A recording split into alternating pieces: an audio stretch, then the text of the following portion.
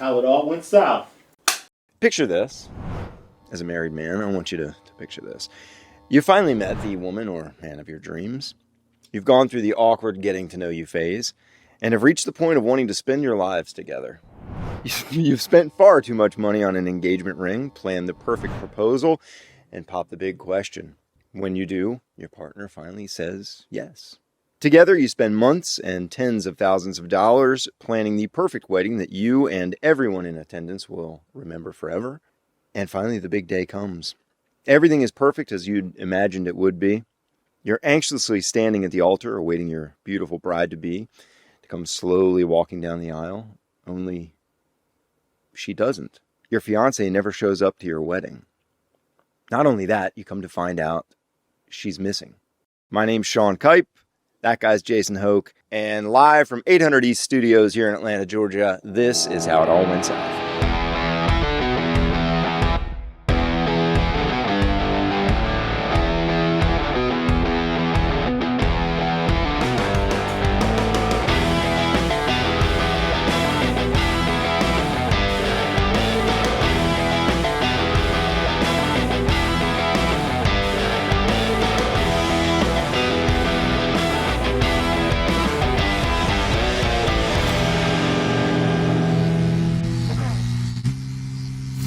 Okay, so I oversold it and dramatized it just a little bit there in that intro. I just wanted to point out, you said that awkward dating stage. Is there an awkward dating stage? No, the awkward getting to know you stage. Is there an awkward getting to know you stage? I think so. I mean, if you've ever, like, for me, if you've, obviously most people didn't marry the first person they ever dated. So, like, after a while of dating, I dated for a long time, before I finally got married. But you like, so where are you from? What do your parents do? It's just like that phase of like getting to know the normal things about somebody before you really get to know them. So you wouldn't have been a great contestant on The Bachelor, is what you're saying? I mean, I don't know. I don't think so. Okay. I would be fun to date. This is a party here. This is a good time. Yeah. Muscles? Huh? Yeah. Yeah, I did oversell it though in the beginning of this. The groom did not actually get stood up at the altar. It didn't make it that far. But when I do tell you the story, I think you're going to see that my claims of this story only getting weirder from here, totally true. Jennifer Wilbanks and John Mason, both from Gainesville, Georgia, would seem to be the perfect fit for each other. Both were intelligent people who worked in the medical field. Jennifer, a medical assistant for an OBGYN, and John was the office manager at Mason Primary Care, which is family-owned. A practice is family-owned. Both were athletic and avid runners, and both of them even ran in the Boston Marathon, which is actually an interesting story. It's how they met. Jennifer's aunt played matchmaker after spotting a photo of John Mason running in the Boston Marathon in a friend's office. They dated for a year before Mason, the old-fashioned guy that he is, asked Jennifer's parents for their blessing before proposing to her in 2004. Isn't that sweet? Mm-hmm. I'm going to tell you, as the story goes on, you're going to see how, when I say, I kind of joke that he's old-fashioned, but this is like true Southern, that Southern, like, old-fashioned. Sure. This story has that, and so much more. Jennifer would routinely go on an evening run every night around 8:30. She did just that on the evening of Tuesday, April 26th.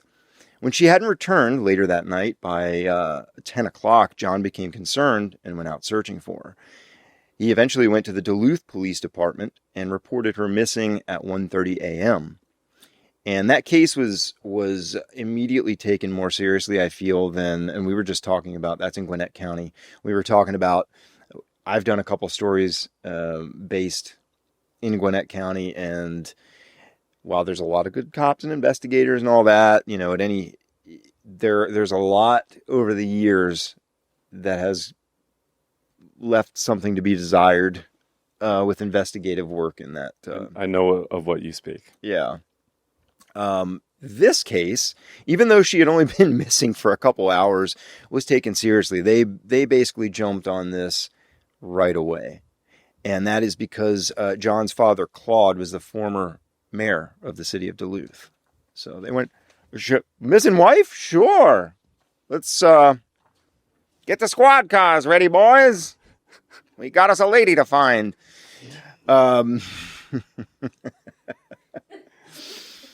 Do they really ever say that? Nobody ever says that. Get the squad cars ready, boys. We got us a lady to find.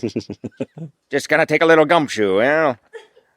It's funny that you it's like you skip over the Dukes of Hazzard era in the Georgia history of cops. Yeah, that's true. Yeah, I don't even know. Go get him, Gooter. Yeah, that's true. It's been so done. You know, I'd rather go back to. I understand. See, sweetheart. You see that name on the door there, love? This car weighs 20,000 pounds. Yeah. It'll hit through anything. Yeah. That was an odd fact. Upon investigating, back to the story at hand, Jason. Upon investigating, police found that Jennifer, who was wearing a gray sweatshirt and blue sweatpants, had left behind her purse, keys, wallet, and diamond ring. And I'm going to say, as the story goes on too, when I say she left that diamond ring behind, that diamond ring, though I have not seen a picture of it, I'm going to imagine was worth a pretty penny. Because both of these families were pretty affluent. Again, dad was the mayor. They both come from money, which probably also has a little bit to do with the fact that they jumped right on this. Police immediately suspected that foul play could be involved and that she may have been abducted. They started retracing her steps in hopes of finding out what happened to her. Nothing seemed out of the ordinary with her actions at first. For the past few days, Wilbanks had been moving into Mason's house. Remember, I was just saying like how Southern and like traditional, they're getting married and she's just now moving into his house. I'm going to say like abstinence and the whole wait till we're married thing with these guys was probably, probably a thing. The two were supposed to be married at Duluth First United Methodist Church on Saturday, April 30th, with 14 bridesmaids and groomsmen in tow. And when I tell you the size of this wedding, again, I'm saying like these affluent families coming, well-to-do, both of them. This wedding, when you hear, I'm going to get to it, but when you hear how big this wedding was supposed to be, it's actually shocking to me. You sure this isn't like an Alabama versus Georgia football game? It almost could be. Yeah. Wilbanks had been excited for the day, overjoyed by her love for Mason, according to family members and friends. They were to leave for their honeymoon the Sunday morning following the wedding. Mason had kept the destination a surprise, which was a Alabama football game. No way. No. It would have been, we're going to the Georgia Dogs training camp. About an hour and 45 minutes before she left that night, Wilbanks spoke to her mother, Joyce Parrish, but there were no signs of anything wrong. While hindsight is 20/20, maybe they just missed something. At around 10 a.m. the morning after Jennifer went missing, on her evening jog, Duluth police officers set up a command post in the station's lower parking lot. By the day's end, a search force of 12 teams had swelled to nearly 250 people, including officers, family members, volunteers, and several canine teams. Together, they searched a nearly 6 square mile area where Wilbanks often jogged. They searched that twice, with a police helicopter joining in. What story have you ever heard of where someone's been missing for less than 24 hours and that much goes into it? That's crazy. It's bananas, and Usually they won't even talk to you before 24 hours is expired. Especially as an adult. Right. Yeah, missing That's adult. pretty standard practice, right? Yeah. Wow. And that's day one. Day two is bigger, if you can believe that. Authorities also canvassed door to door throughout the evening. Special effort was made to review records of all the registered sex offenders in the area, along with Wilbanks' ex-boyfriends and co-workers. They even enlisted help from the GBI to pursue in-state leads and the FBI to focus on out-of-state leads. Numerous tips called into the precinct reported seeing Wilbanks as far away as North Dakota. This is literally less than 24 hours after she went missing. The FBI has been called, the GBI, they've got helicopters. Maybe where you're listening from, that's normal. In Georgia, not at all. Wow. Not at all. It's really mind-blowing to me. The next day, Thursday, April 28th, approximately 100 police officers expanded the search area a quarter mile deeper into the woods near the couple's home, checking the banks of the nearby Chattahoochee River. The state's Department of Natural Resources even planned to drag the river itself. Investigators did find a clump of hair, several sweatshirts, and other pieces of clothing, but didn't believe any belonged to Jennifer. 100 police officers on day 2 of the search. Not to mention the volunteer searchers. I mean, which is great. Don't get me wrong. If everybody that went missing had that kind of energy put into it immediately, we'd probably have a lot less people who remain missing, right? That's like security at a football stadium. Yeah, going back to a football game between UGA and Alabama. Like, that is wild, and that is not cheap. No, it's not. Police also seized 3 computers from Mason and Wilbanks' home to go through emails for any clues and tested several sweatshirts found in the residence for any connection to the case. Although authorities did not believe Wilbanks was a runaway bride, the police chief mentioned under questioning by the press, it's a very real possibility she did get cold feet. I mean, how many husbands have gone out for a pack of cigarettes and not come back? Oh my God. Day 2. I mean, we're not counting it out, So, but there's no blood on the clothes. There's no what looks like a horrible accident. There's no kind of scene of the crime with yellow tape. There's just like, here are her clothes and a wedding ring. Yeah. Or, she left her things were left behind at the house. So basically she just had sweatpants on and a sweatshirt and left for her jog like normal, like you would expect someone to go on their jog. And she just didn't come back. There's no evidence of her being abducted. There's no blood. There's no eyewitnesses that say I heard a girl scream. There's nothing like that. You talked about this because we've heard cases of like how much is like how it is often the opposite, right? Like there's not enough attention being paid. So you've gone through this just in a couple of these cases. What do you think the right response should be? Like for that, would you wait 24 hours? What would you put it? Like, I don't think you'd put 100 police officers and helicopters and like, what is the appropriate response to something like that? Well, I mean, I think it's you would want for that to be the response for everyone that goes missing. Yeah. But it's not possible. Why, other than the political connections and maybe just, again, being an affluent family, well-known in the community, that I'm sure had a lot to do with the response. But this case is a great example of, and I hate to say it, but why there is a waiting period, because, a lot of people who go missing and are reported missing after a couple hours are found. They come back. They, whatever. They didn't call their spouse. And I went wherever. Sorry, I forgot to tell you. Yeah. But I don't think the response is that. I think that was overkill by today's standards. Yeah. If there were signs of a struggle, if there was blood, if there was anything like that. But just the FBI, really? The GBI is already there? Do you need the FBI? Like, you've got the police in the field. You really need a helicopter? Like that, you're dredging, the banks of the, was it the Chattahoochee? The Chattahoochee, yeah. I mean, listen, we could barely get anyone to go out with us to Lake Lanier to, look for a body. It's like, well, yeah, and there's a difference. I mean, that was a case you know what I'm that's saying, 16 years old, and you're going off information that's maybe hearsay. But I mean, I think, and they didn't dredge the river; they just were like preparing to as they searched the banks, and we're talking about dredging parts of the river. But you live in a nice neighborhood.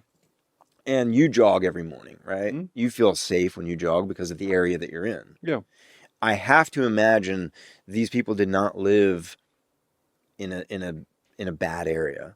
So going jogging, you know what I mean? I get there's a response, maybe that this is out of the ordinary if someone vanished from a nice neighborhood, but at the same time, Well, what is shocking though is when you do run, even though you may, initially you're at your house and you're starting out in a neighborhood, a lot of runners will just go on trails, right? And as a female, you have to be absolutely careful of some pretty creepy people that it doesn't take much because there's no one around, no one can hear you, there's no cars going by. It like literally a left turn and you're by yourself and you've got some guy. I'm not saying that that's what happened here. I don't know what happened here, but like you're one creepy guy away from something really bad happening. I mean, listen, this stuff actually happened in Central Park, the, world's busiest city.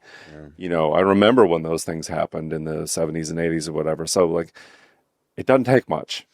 No, you're right. And I mean, living in LA for a long time, the hiking trails that we would go to, I mean, they're very populated. But, if you, like you said, you go on a little offshoot trail off of one of those, all of a sudden you're in an area where no one can really even hear you. Yeah. And that has happened to a lot of women, more than one Yep. that have been abducted. But friends and family assured the police and the press that by now had gone national, including coverage on Court TV, Fox News, and On the Record with Greta Van Susteren, that Wilbanks wouldn't have gotten cold feet or backed out of her wedding. She was madly in love. The fact that both families were well known and somewhat high society helped fuel that national coverage, of course. The following day, on April 29th, a smaller group of officers resumed search of the same 5-mile area, focusing on the wooded areas closer to the couple's home. Eventually, police had to call it off, acknowledging they had no solid leads that anything happened. I mean, that there was a crime committed. The Wilbanks family, in response, offered a $100,000 reward for any information leading to Jennifer's whereabouts. I will say that the response was steady and like overkill, and just a few days into it, I think already there were people that were, investigators and that were going, this, something's weird about this. You've worked enough homicide cases or abduction cases, kidnapping, all that kind of stuff. Most times, especially in an area that I think this is in, there's some sort of evidence, there's some sort of sign or a witness, something. And I think that the fact that there was none of that, I mean, 3 days in, they're like, we're going to scale this back. That's weird. After putting 100 officers out and a helicopter and all this other stuff. Someone had to have a tough conversation with the former mayor and said, what do you want to do? Well, yeah, I mean, but isn't that weird that, like, I've heard of a lot of searches in a situation like, especially with a kid or something, but, they're a week in, 2 weeks in of doing searches, and it gradually kind of scales back. But this sounds like 3 days in, they were kind of like, yeah, we've kind of done what we can. Yeah. And there may not have been as much influence with GBI and FBI, and they're like, we got to get back to what we were doing before. What is this? Some sort of local search? I mean, like, what's going on here? Yeah. You don't have anything. Yeah, you have nothing to go on. We'll find out what happens when we come back. So we're back and we're talking about Jennifer Wilbanks and John Mason, who were due to set to be married, and she never showed up. Now she's missing. The search has been scaled back significantly at this point. John Mason did, by the way, offer to take a polygraph. And he was never a suspect, from what I understand, and the police never asked him to. It was just like, just so you all know, I know how this goes. Like, the lady goes missing. The first person you look at is the husband or the fiance, the boyfriend or whatever. It's like, give me a test. Yeah. They eventually did, and he passed. In lieu of the planned wedding celebration on Saturday, April 30th, the 600 guests were invited to attend a vigil at the very church where the ceremony was meant to take place. That is a huge wedding. 600 guests. Wow. I mean, the biggest wedding I've been to is probably like 200, maybe 250 people. And that's a lot. That's a big, even just the area that it takes and the size church and it's like a high school gym. Yeah, it's huge. That's crazy. Yeah. So anyway, I just wanted to to point that out because I was saying how you get an idea of the scope of this whole story is just like So I have to be honest, elevated I on every don't level. know where this is going. I think this is always a common thread. You try to figure it out ahead of time, and as so-called crazy as it's been so far, just the efforts, there's nothing that feels I don't know what to think. Yeah. So please do tell. Well, addressing the public on CNN headline news is Nancy Grace. Harris Wilbanks pleaded for his daughter's safe return, saying, Jennifer, if you can hear this, we love you. Please call us. If you are someone that has Jennifer against her will, please let her go. Please. You've seen those time and time again, those just like tearful pleas from the family, you know. What do you say? They're crying and dad and mom are hugging. And I can only imagine what that's like because these people have no idea what's going on. You're excited your daughter's going to be married in a couple days. Now it's her wedding day and instead you're holding a candlelight vigil. You know, Hmm. that's a traumatic that's a traumatic situation I would imagine for Going on parents. TV to talk about it Well, too. yeah, and you're talking like CNN headline news. Like this is national news now. It's a big deal. And I mean a big deal publicly, you know. Across the country in Albuquerque, New Mexico, late that same night that they spoke on TV with CNN, a distressed woman called 911 from a payphone outside of a 7-Eleven.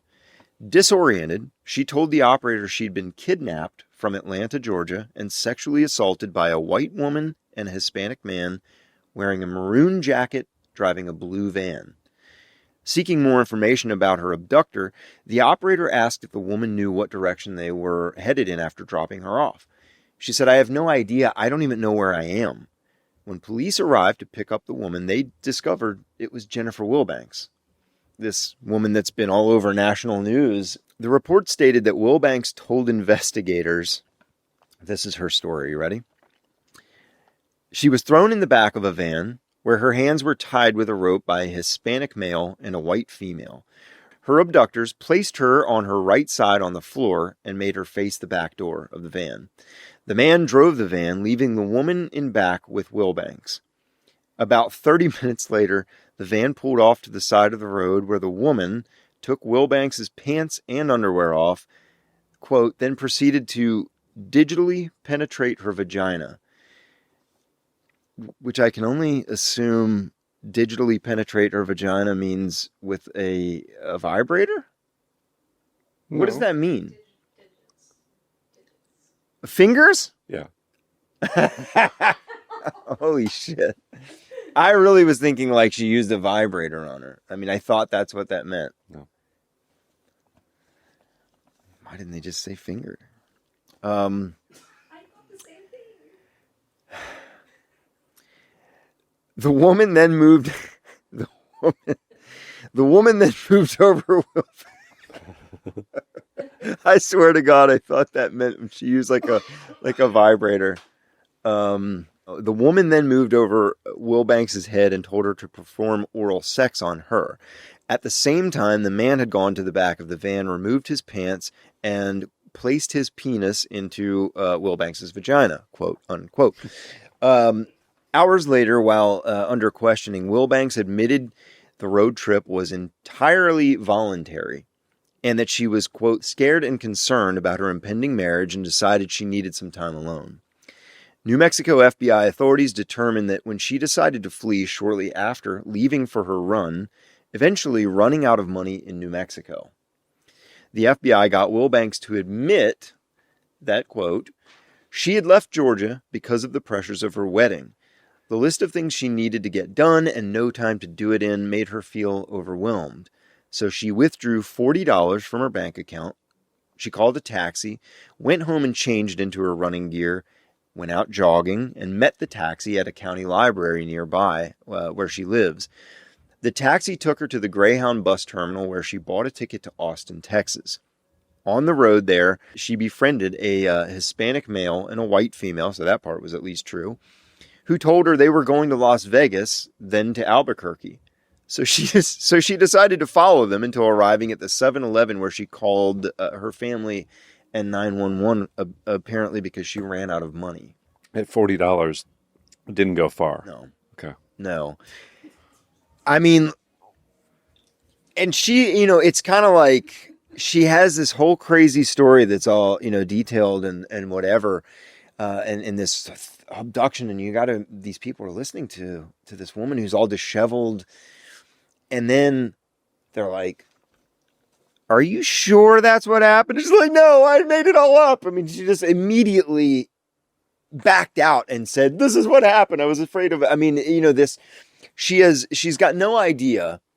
She has apparently not seen TV. She has not seen the news. She has no idea that the entire country is aware of this woman and looking for this woman. She has no idea the thousands, tens of thousands of dollars spent, helicopters, preparing to drag Rivers, her mom, and dad on CNN. She's oblivious to that.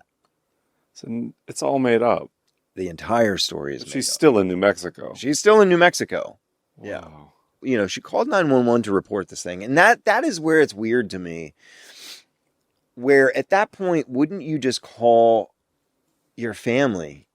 Why call 911 and make up this story? You don't want to admit that you had cold feet. Yeah, But that is such a bizarre and way too far reaction to being. Well, and 600 guests too. I mean, you've also just even if you didn't know about all the police and the FBI and the helicopters and all that stuff, you're like, yeah, I still embarrassed myself in front of 600 other people that I don't want to look in the face again, much less the man who's going to be my husband. That's a good point. That's a good point. You're not wanting to let those people down, having to I better. Yeah, 600 guests. I better have a really good reason for not being there. I was kidnapped. That's it. Yeah. That'll solve this problem. Wow.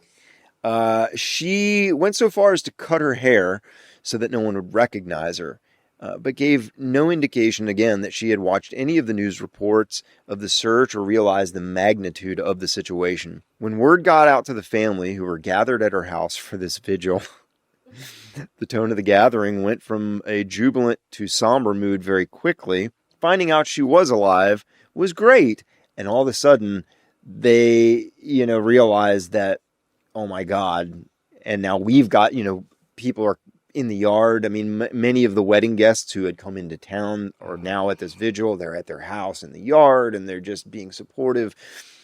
And now the family is drawing the shades and ducking inside. Oh my.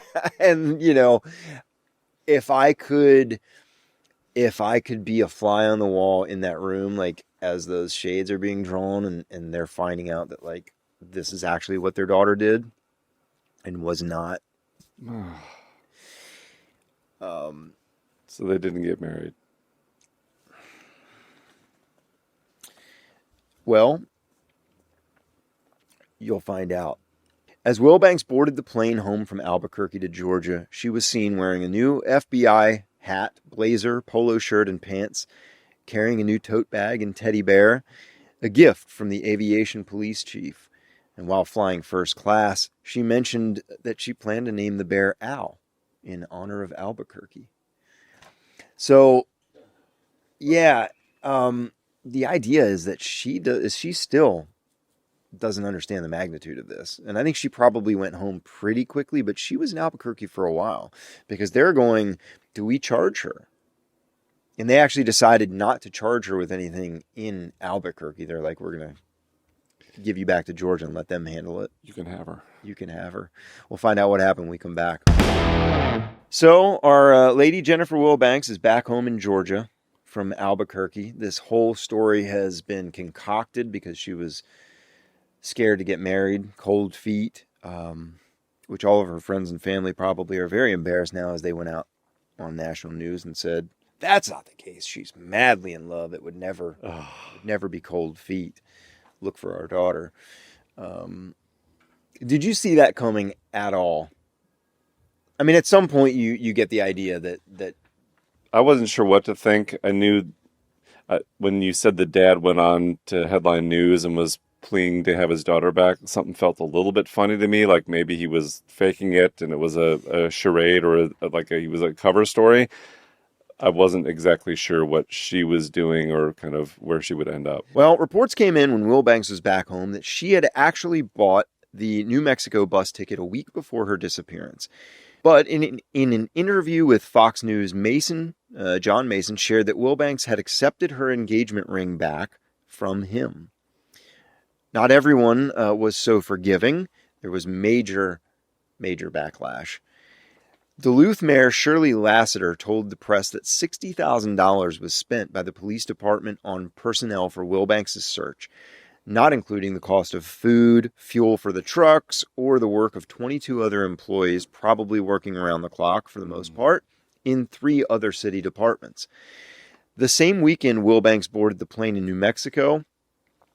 This is my favorite part. When I talk about the backlash, the Park Cafe was offering a Welcome Home Jennifer special that included cut angel hair pasta, a reference to the haircut she gave herself, and a kind of fishy entree. It was actually just called a kind of fishy entree. Oh. And there was many more. Gwinnett's minor league hockey team, the Gladiators, handed out 1,000 Runaway Bride bobblehead dolls before a game, and they in like 10 minutes they were sold out. And you got to put a picture of this thing up because there was like merchandise. It was such a big splash so quickly in the press and the media, and then to find out that this woman, such a bizarre, made up this story, and it all happened so quickly. How could it not be like a cultural talking point for a minute, right? Runaway Bride on Toast, sold on eBay. Have you ever seen those where you have like the people find a picture of the Virgin Mary on a piece of toast? Jesus on toast. Yeah, Jesus on toast, wherever. Someone sold on eBay. The auction closed with a winning bid of $15,400. And we've got a picture of that too. Oh. It looks like a couple of wavy lines on a piece of toast. It looks nothing like her. 15 grand. I'm going to start selling pictures of random things on toast. If that's the kind of money you can make, why am I doing this? A Runaway Bride action figure was made by Danbury, Connecticut-based manufacturer, sold for $24.95 each. It was a foot tall action figure that featured a dark-haired woman in jogging pants with a colorful towel, similar to that seen nationwide in the Albuquerque, New Mexico airport, where they gave her a big towel to put over her head as they walked her to the plane to fly back to Georgia. Is she in on this? No, this was stuff that happened like immediately, like days after this, after she came back. Jennifer's Hightailin' Hot Sauce, sold by Pappy's Peppers of Lawrenceville, Georgia, was a hot seller for a minute. I looked and looked and looked online. If somebody out there in Georgia has a bottle of Jennifer's Hightailin' Hot Sauce from Pappy's Peppers, send it over because I really wanted to try that. I wanted to have that sitting right here. Couldn't find it. Wow. Jennifer Wilbanks was harshly criticized in the media, and her newly discovered criminal record then was plastered in various papers and other media outlets across the country. Things always come out when you get out there in the media at that level. Records showed that Wilbanks was charged numerous times between 1990 and 1999 for shoplifting, of all things. And that ranged anywhere from $1,800 at a shopping mall to $37 at a Walmart.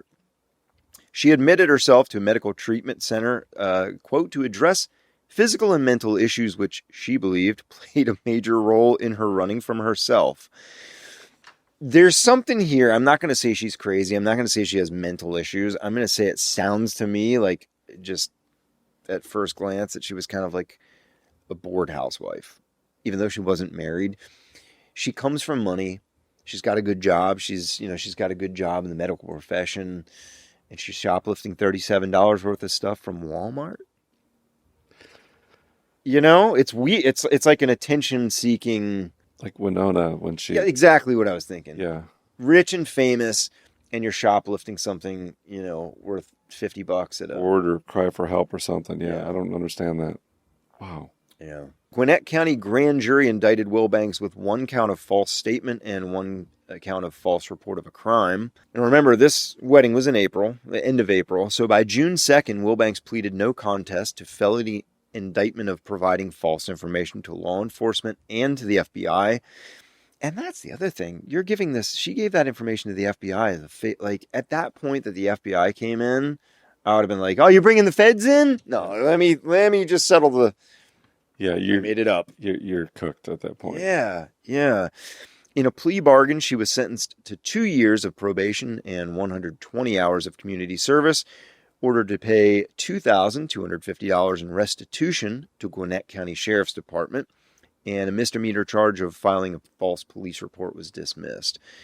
In late June, Wilbanks and Mason, who's still together, right, sign a contract with Reagan Media for all media rights to their life story, even appearing on the Today Show.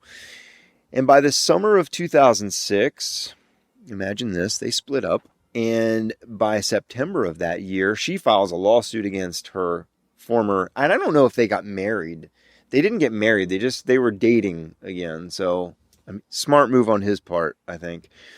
She files a lawsuit against him for $250,000 and an additional $250,000 in damages and a long list of household items that she says her parents gave her, claiming that he defrauded her of $500,000 that they received for selling their story. First of all, I guess because it was a national, it was a nationally known and recognized story. They got $500,000. She was in the hospital. Remember, she checked herself into, I guess a mental hospital. The suit alleges that while she was hospitalized and under medication after returning to Atlanta, Mason secured a power of attorney to allow him to handle her finances. So, got power of attorney, signed the life rights deal for $500,000, kicked her out in May, and she had moved into a condo in North Georgia. So, by this point, by the point of the lawsuit, she's yet to pay the court-ordered $2,250 or $2,500 to Gwinnett County to cover expenses incurred from the search. She had paid $13,000 to the city of Duluth, but the city told press that they calculated that $43,000 were spent on this hoax. So it doesn't sound like this worked out. I don't think she ever concocted this as a way to make money. They certainly took advantage of that. You got to feel for the person that's left at the altar on their wedding most of the time. Yeah. How humiliating, maybe embarrassing that is. Like you've sent out the invitations that the party's going to happen, that, like everyone's flying in. But this guy has got to be, like it was redirected on her. Like he's got to probably now feel better that, like, thank God that didn't happen. Right. Yeah. Yeah. And I'll say that lawsuit, her suing him, saying he did all this stuff while she was under medication. That's just what the suit alleges. I didn't follow through with, because, what does it matter at this point? Yeah. Who won that lawsuit? But, I kind of feel like the guy hung around for a couple years, and maybe it was not even a good couple years after this. Right. And they sold their life rights. They got some cash. He bought a new house. It just kind of kicked her out, and maybe that had nothing to do with anything. They just split amicably. But I would just be really interested to see what her reaction was to the dinner specials at Denny's and the like all that stuff and the bobbleheads. Like, to me, that could be absolutely humiliating unless you lean into it and say, like, yeah, haha, I did all this, and I'm very curious how she felt. I don't know, but I think. Again, she was willing to very quickly sell the life rights and take $500,000, and I'm sure part of that was probably, I've got to pay back all this. Talk about 15 minutes of fame, right? Yeah, a quick 15 minutes, and that really was so quickly. Again, that's the thing that surprises me the most. Not even her made up cockamamie story; it's how quickly. And the magnitude of this search and the media frenzy over this girl. And by the way, they did end up having a couple TV series, like little, what do they call those? Like America's Most Wanted, but that kind of show. It wasn't that, but on Reel's network, I think they did some little hour-long special. And it was not the inspiration for the movie Runaway Bride with Julia Roberts, which I actually thought it was. Interesting. Yeah, I thought of that too, of course, while we were looking at this. Had nothing to do with it. Well, that's it for this episode. It's how it all went south. Y'all take care, and we'll see you next time.